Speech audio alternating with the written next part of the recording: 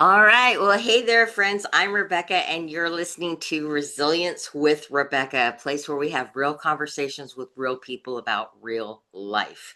And we talk about the messy middle, being in the midst of challenging seasons that we're not sure exactly how we're going to get through them, but it seems like we build resilience and we get back up on our feet. And that's what we're going to be talking about today with my special guest, my friend and fellow resilience builder, Anne. Now, Anne is a catalyst for courageous, faith filled transformation who helps women speak truth and live aligned with God's design. She's the co founder of For Better Forever, founder of the Sisterhood Journey membership, and creator of the 3 C's of Pivotal Conversation and the Boundary Framework, practical tools that empower women to draw godly lines without guilt.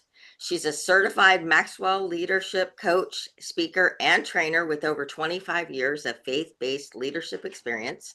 She equips women to stop shrinking, find their voice, and to lead with confidence. Through prayer, wisdom, and actionable strategies, she guides women to communicate with courage and set healthy, God honoring boundaries. That is so awesome. She's been married to Malice for 45 years, and she's a proud mom of 5 and Nana to 11. Believing legacy is built one brave conversation at a time. That is so cool, and welcome to the show. It's good to be here, Rebecca. We chatted before, and I just love this topic. I think it's such a good topic. It's so essential for today's culture. We need to know how to build resilience and what it looks like, and it's not something we're given. It's something we work at and earn. Yeah. Wouldn't it be nice if somebody would just gift wrap resilience for us so we would know what to do in the middle of those seasons? But no, we got to Yes, earn it the hard way, don't we? yes, we do.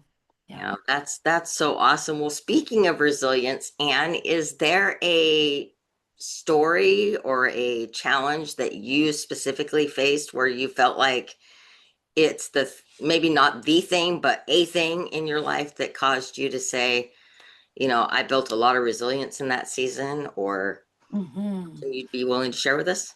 Yeah, absolutely. And it was our own marriage struggles that brought about the resilience and my first awareness of resilience. So, we're high school sweethearts. We fell in love, and I shamelessly chased him, by the way, Rebecca. You go, girl. Totally. Yeah, totally. Writing notes in his desk, and he'd find them, and I just chased him. Anyway, we got married, and we had 5 kids in 6 years. Oh, I wow. was pregnant 1 month after we were married. So it was really busy. He was new to farming, came home to the family farm, and that in itself was also very challenging. And then, of course, you have all the family dynamics as well, which sometimes can be very challenging.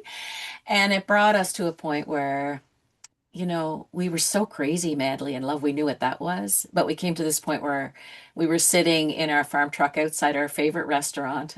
We were supposed to be on a date. And I looked at him and I said, I can't do this anymore. Wow. And he looked at me and I could see the fear in his eyes. And he said, What do you mean you can't do this anymore? And I said, I can't do marriage like this anymore.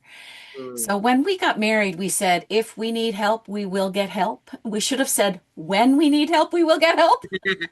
And if I'm working with a couple, a young couple, I'll say this, like, when you need help, go for help. And this was that moment. And we did get the help that we needed through books, through counselors. We had faith, we had love, but we Mm. didn't have skills. Mm. I hated conflict. I'm a recovering people pleaser. I didn't like conflict, but neither did he. And so we weren't fighting in good ways. We would have these quiet wars Mm. where both of us would be hurt, but we wouldn't talk. Mm. And we could be silent for days. Wow. And that's really hurtful to connection. And that's really what marriage is all about. And so, in finding our way back to each other and learning to conflict in healthy ways, learning to communicate in healthy ways, learning the skills and the mindset that we needed in order to be happy and healthy together. I don't think that marriage has to be unhappy. Yeah, I agree. Who wants to be What happy in your own home? Right? Right. And then we looked at each other and said, there must be other people out there who love each other. Maybe they love God too, but they don't know how to be together in Right. healthy ways. And so that started us on a journey to marriage mentoring and hosting marriage courses and started us on our journey to resilience. Because shortly after that, sometime after that, our son crashed Mm, and he was in the depths of deep depression. And I still remember this is the picture of depression.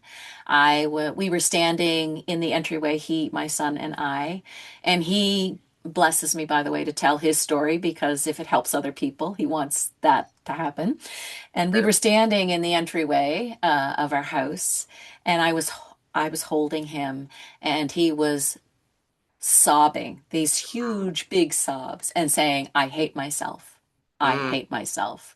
oh He was no. a teenager, Hmm. and we walked through that depression with him. And I recognized in that moment there's so much control you don't have. Right, right. I cannot make his decision to live again. I Mm, cannot make those choices for him, those better choices for him. He has to choose. Of course, we got him the help. We got him help, which right. was incredible. Uh, but in that moment, I recognized, Rebecca, that the skills and the work that we had already done in our marriage, that built resilience in us that I didn't know I had. Because in this moment, I didn't crumble. Mm, In this moment, I could feel a sense of strong faith and a sense of I don't have control, but and he has to make his choices, but I also have to make my choices right. to live, to care for my other children because we still had other children in the house, um, and to love my husband and to do what I could do to help him and to walk with him in love and care. But it gave me a sense of strength that I didn't even know that I had. And that strength came from what we had already walked through. Yeah, the built-in stuff that you didn't realize you'd have to pull from. Yes, yes, exactly. Right. Exactly. The ability to have difficult conversations, because when someone is depressed, you have difficult conversations. The ability to be curious, because when someone is depressed, you don't know I didn't know how to approach them. And I didn't even understand the depth of pain that it was until we were in the throes of that depression. And I had walked with friends before who were depressed, but I had no idea about the pain that they suffered until it was in our house Mm, itself. right. And so those skills to communicate, to be curious, to listen deeply, we learned that skill. I had to learn to listen deeply. And Mm, that was so incredibly helpful in this moment as our son was suffering, to hear his voice and to hear his heart and to give him space mm, to communicate what was happening inside of him because, a lot of times we don't even know until we start talking about it. right, right. Wow, what an Yeah. incredible story. Yeah, just hits different when it's your kids. It hits different. Like you were saying, I saw friends go through it, and it's like, yeah, you just said the magic word. You said son before you said friends, and it just hits different when it's your children. So, Yeah, it sure does. And it hits different when it's in your house and you're living it every day as well. And absolutely. you see that pain and you're living that pain with him. And, um, even let me tell you this, just to give you a picture of how sick he was. The Mm, counselor said to me, you need to go through his room and you need to think about every way he could hurt himself and take everything out of his room. So that's where we were. nothing a parent wants to hear. Nothing a parent wants to hear. And so I'm sobbing through his room. Right. Even in that pain, even in the pain, there's still resilience. Yeah, I absolutely. say they're like parallel tracks. And even joy and pain, like they're parallel tracks. They're Mhm. not, it does not have to They're take exclusive. over everything. Um, there is still the resilience that runs alongside and the joy even that runs alongside of the pain. Right. Yeah. Wow. Wow, what an incredible story. Well, hearing that story, I'm listening to that and thinking, as somebody who's some of our listeners who've never been through anything like that, they can look at it and say, okay, well, the word resilience means something different to me. Resilience means, hustle, or it means, they may put a different definition on it than the quiet resilience you're referring to, because Mhm. I agree there were seasons in my teenager's life where the hardest lesson I had to learn was how to be quiet. You know the thing to tell them, you know how to help them, but they can't hear you in those seasons. And so learning how to live in quiet resilience, to just be able to get up and moving through the day when it's right in your home, it does change it. So looking at maybe how you looked at resilience maybe before the the point in your marriage where you said we need help, or before you had the issues, that you needed to help your son through. How do you feel like your definition of resilience changed, or your idea of it? I had no idea of resilience, period. Nothing. It was just this big empty space before. Didn't know I needed it, didn't know what it was. Hadn't I hadn't done much personal growth as well. So it Mm, wasn't even on my radar. And then after we went through our marriage challenges, um, and I don't want to say it's happy ever after either, by the way. I don't want to pretend that after we go through marriage challenges, like there's and it's real life. Please, let's do real life. Like there's challenges in marriage and you continue to talk, but afterwards you have the right, skills to do it, right? So afterwards, resilience to me gave me skills and strength to be able to not only bounce back from hard things, but also a, um, a rock inside of me that gives me the ability to actually walk through hard things without crumbling. right, right. Well, you did mention that it gives you a strength, but, and I'm not saying that's not important, but I know that not every day, especially, I don't know if I can say especially as wives and moms, but I can say for me, there aren't days I always feel the strongest. So how do you how do you lean into that? How do you find that resilience when you don't, I don't feel like it today. I don't feel strong today. Like Okay. Yeah, great question. I had that this morning. not every morning like me. Just kidding. Definitely this morning. Not every morning. No, I don't have it every morning, but I did have it this morning. So I have some pain this morning. I had some things, physical things that I needed to do. And I was like, and I was just blah. Hmm. So I sat in what I call my thinking chair, which is the place I meet with God every day. And I sat there and I did this exercise, which we're getting ready to do a new 7 week program on reset your mindset. Hmm. And it's dealing with your inner voice, transforming your inner voice. And this is week one, and this is part of the exercise, which helped me with this morning. And going through what am I feeling and what am I thinking? And where is this voice? What is the voice saying? And where's it coming from? And so what I was feeling was blah. But once I started into what am I really feeling, I was feeling discouraged. I was feeling like I'm not enough. I'm not like I don't have capacity today to do what I need to do today. And realizing, oh, this is coming from the pain that I'm experiencing in my arm. It's like it's physical pain. I hurt myself playing pickleball. And then just recognizing that and recognizing that then it's what is the action you're going to take and just kind of sitting with God in that and praying through. It's like you're just going to be curious about what you can do today. And you're going to do what you can do and then the rest you're going to rest when you need to and you're Hmm. not going to do any more than you have the capacity to do. And it was like, oh, relief. Relief. Yeah. Back to resilience again. Nice. So emotions and feelings can really knock me off that rock. Hmm. And defining what I'm feeling and what I'm thinking really helps me to climb back up on that rock again and find my way back to, okay, well, what is it that I can do today? And so that's what I did this morning. That's real life this morning in this household. Do you feel like through even like this morning's challenge, but through even some of the bigger challenges, parts of you grew quieter as you built resilience? And if so, like how would you explain that?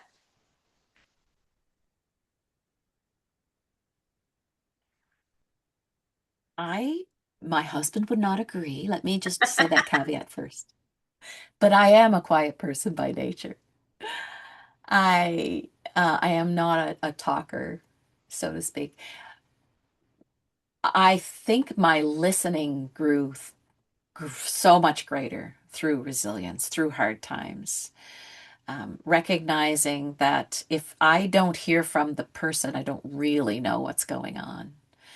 If my husband or my son doesn't really tell me what's in their hearts, I could completely misread that and have done that many times.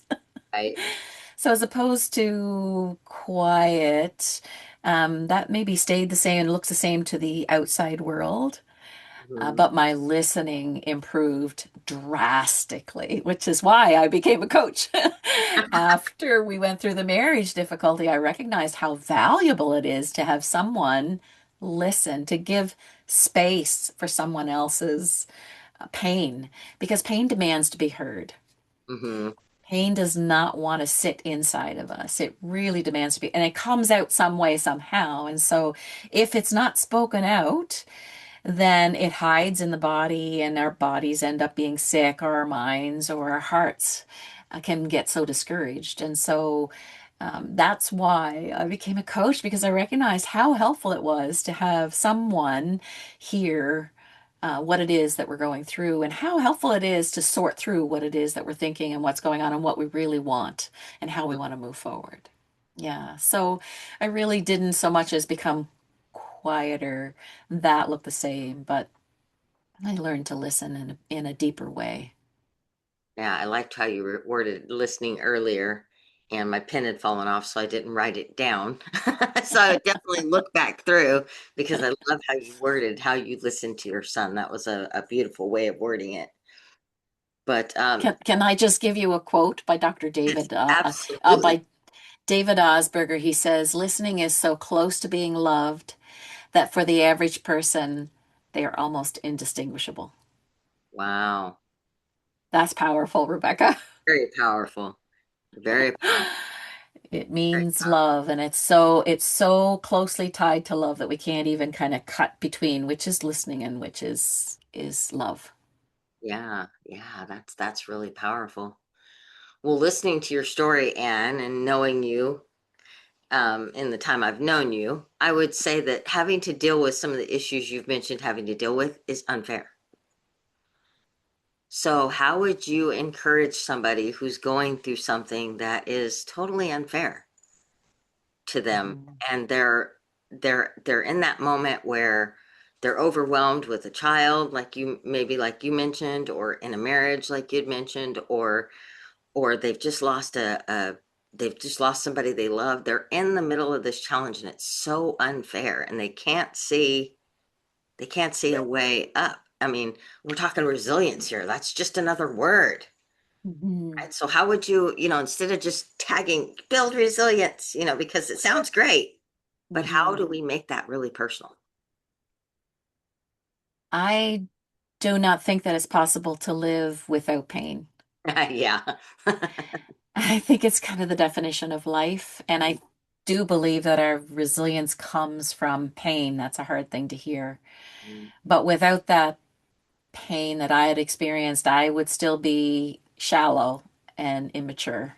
Mm, And not saying that there's not a ways to go yet, Rebecca. Not saying I haven't arrived. Not saying that at all. But I do see that every painful event that I've walked through builds more onto that resilience. It gives me more agency, more capacity to be, and more skills.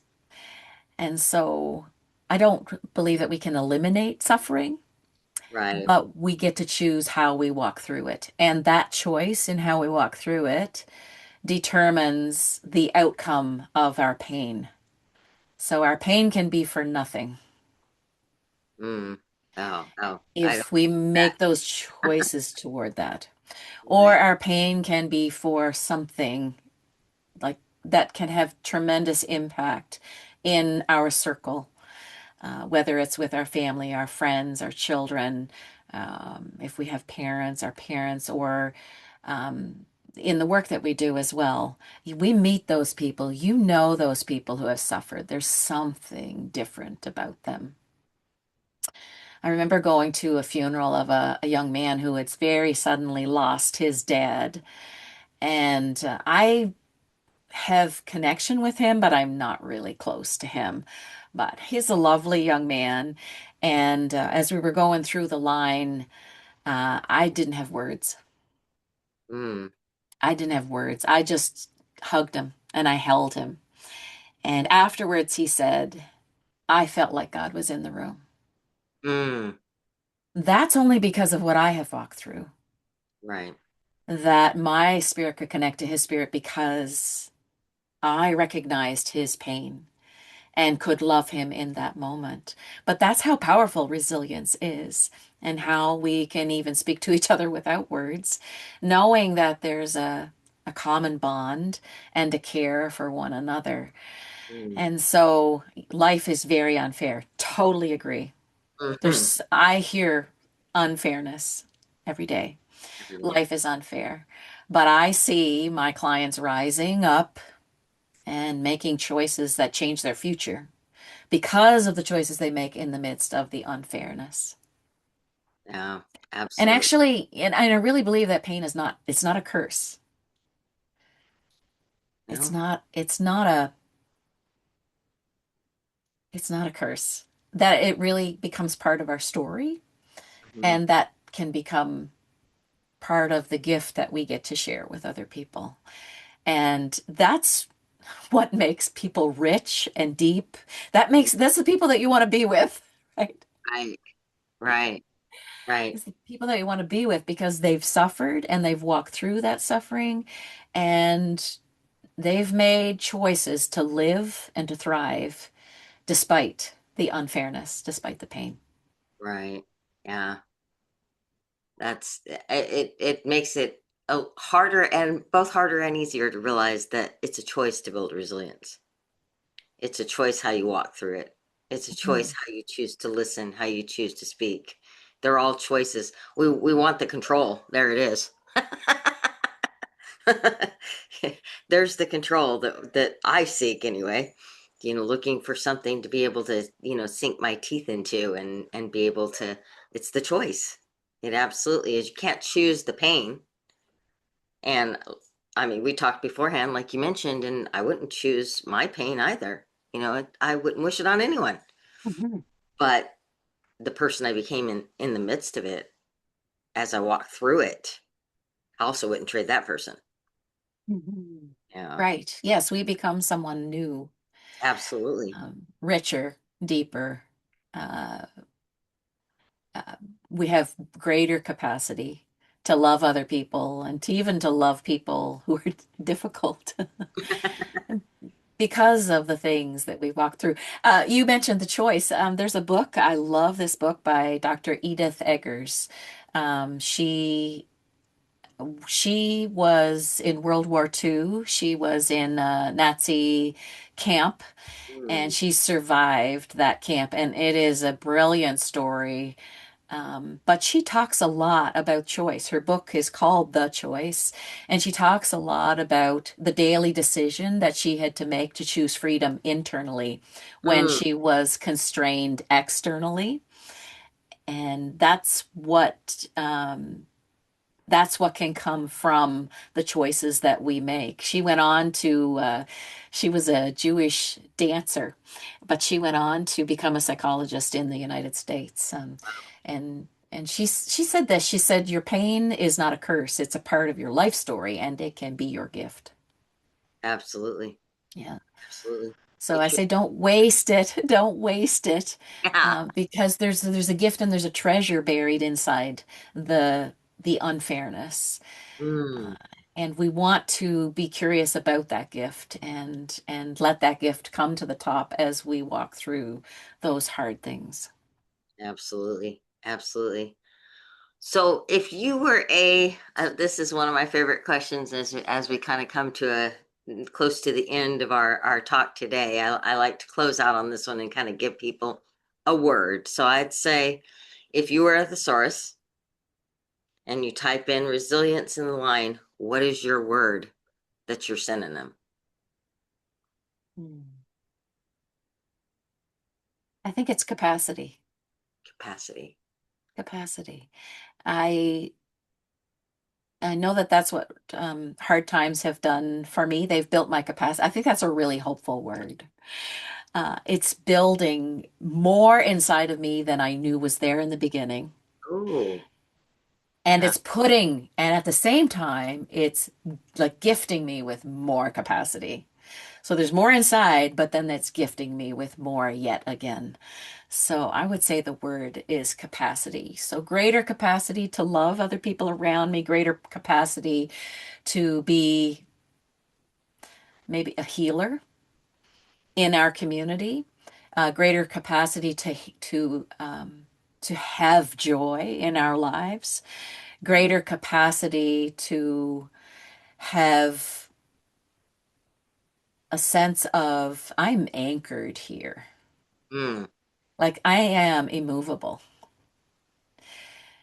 So despite what the world throws at me, I am stronger, braver.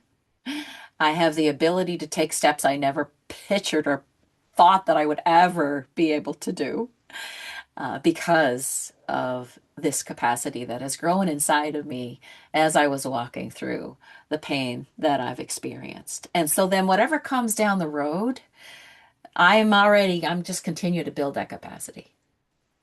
So I'm wow. stronger for the next time. I like that one. Stronger for the next time. Yeah. What a great word. I'm glad you explained it too, because I love when it gets personal. I love when something comes becomes real to somebody. You can hear it when they speak. And I definitely heard that today. And if I could just share one more thing, Absolutely. Rebecca, my dad was very sick last year, and we walked with him through. It was so painful to watch him suffer. But everything that I had gone through before prepared me for this moment to be able to sit with him in his pain, to be able to love him in his pain, to be able to not know what to do, not know what to say in those moments when you want to say something brilliant and there's nothing coming out. Right. And the ability just say to him, to take his hand and say, Dad, would you like me to pray for you? And not having that relationship with him before, but Mm, having that bravery to actually reach out and say, can we pray, Dad? And then, him and I having those sweet moments together, Rebecca. beautiful. Uh, it all happened because my capacity grew to be able to sit in pain with someone else. Mm, And in that pain, was able to love him through that time. And then even able to um, miss him mm, and love him afterwards too, yeah. and grieve well and give myself space to be able to do that. All that has happened before and has come before has built that capacity to be able to walk through this season of grief. Yeah, absolutely. Absolutely. I felt that to my very core, Anne.